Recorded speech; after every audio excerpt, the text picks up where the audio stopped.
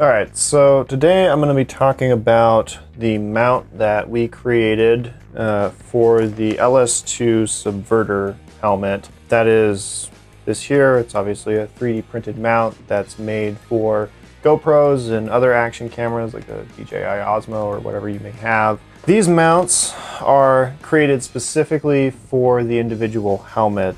We have a whole line of these. We have about 30 mounts up on our store so far, and it's growing month over month. We're trying to get to the point where we have created a mount for every single helmet that's on the market, starting with enduro, motocross, ADV, and then mountain bike helmets as well. So we're going to cover kind of all of the off-road space and then go from there into potentially street or whatever you may want mounts for. So one of the things that we take into consideration not only is the mounting surface for the individual helmet, but then also that the mount can incorporate the upright mounting position of the GoPro. Now it's primarily what we've designed these for, but in theory they should work for pretty much all of the other action cameras out there on the market.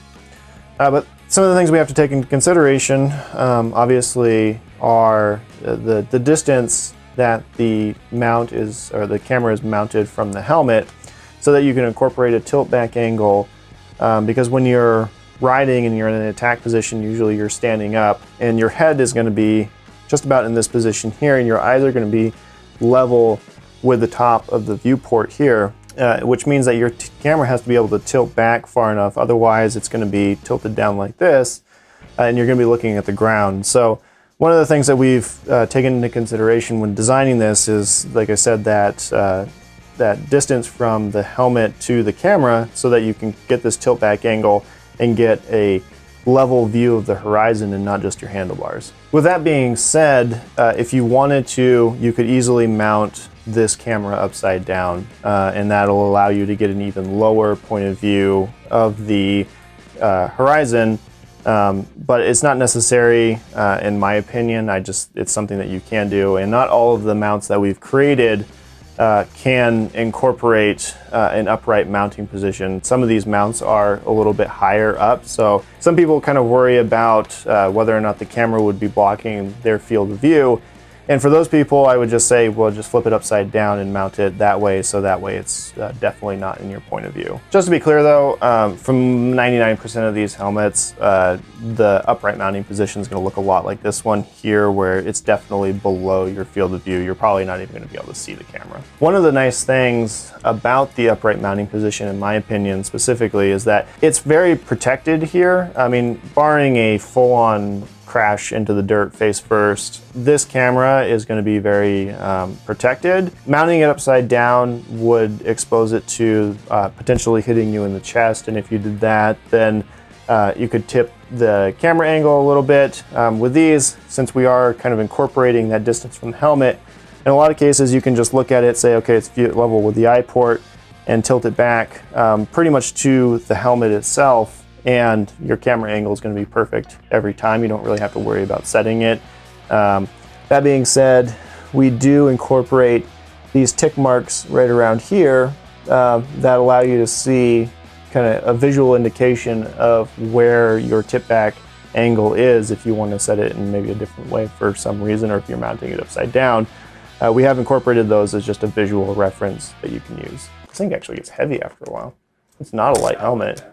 So moving on from the tilt back angle, I just wanted to point out as well, we have reversed the screw direction on all of our mounts. And the reason for that being is because with these newer cameras, you'll notice that the battery port here is on this side.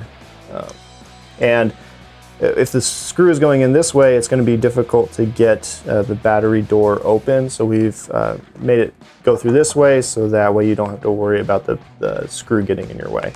So just real quick on the mounting aspect of this, we do mount these to the helmet with double-sided mounting tape. It's very secure. We test all of our mounts to ensure that they'll hold at least 20 pounds. Obviously, that's way more than the GoPro weighs. You could probably mount like a DSLR camera to this thing and it's not going to fall off. But we just want to make sure, you know, it's very secure. You're not going to lose your GoPro, or it's not going to fall off. The mounting tape is waterproof, which is a nice feature. You don't have to worry about it getting wet or anything like that. It's just going to stick and it's going to be secure. So one of the questions that we get a lot is, you know, what is the best position to mount your camera in? And I'm just going to talk a little bit about chin mounting specifically and just in general, not necessarily related to this helmet, but one of the nice things about chin mounting is that it's the lowest possible point on the helmet where you can still be attached to your head. So you get that first person perspective, you get great audio reception for it being right in front of your mouth. So if you're doing moto vlogging or something like that, the odds of it picking up your voice is a lot better than if it's mounted up here. The difference in just the video perspective in terms of depth perception, when you're talking about the difference between mounting on the top of the helmet and mounting the chin, is actually really significant. It gives a lot deeper field of view. So when you're coming up an obstacle, maybe you're trying to jump over a rock, and you know your expectation of your first person perspective of it is like, this rock was huge, and you put the camera up on top of your helmet and you watch the video later, and it's like, wow, that was completely flat. It wasn't representative of the actual obstacle that I went over. But when you mount it to the chin, the perspective completely changes. It actually makes it a lot better. It makes it a lot more realistic to what you actually went over.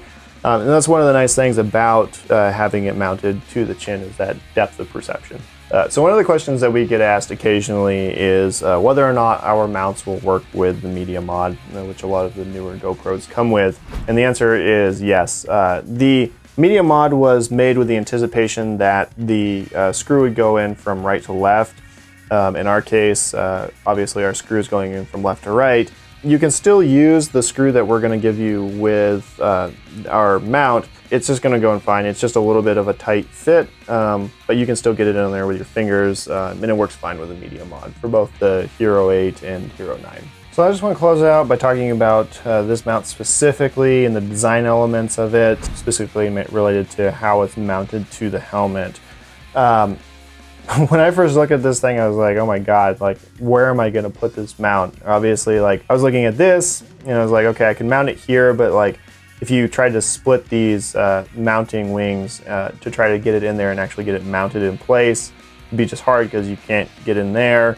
And if I mounted it out here, the mount would be just huge, right? And there's a problem with leverage points, obviously. So if I mounted it out here, I'd have to extend it further out, because in order to get the distance from the helmet to the camera to extend far enough out, it would have to be so far out from the helmet compared to where it's mounted that the leverage points for the camera would obviously be putting more pressure on it, just related to where it's mounted, especially when you consider things like inertia and things like that, which only really left this surface here, which is kind of this, I don't know, decorative piece, I guess you want to call it, for the chin mount.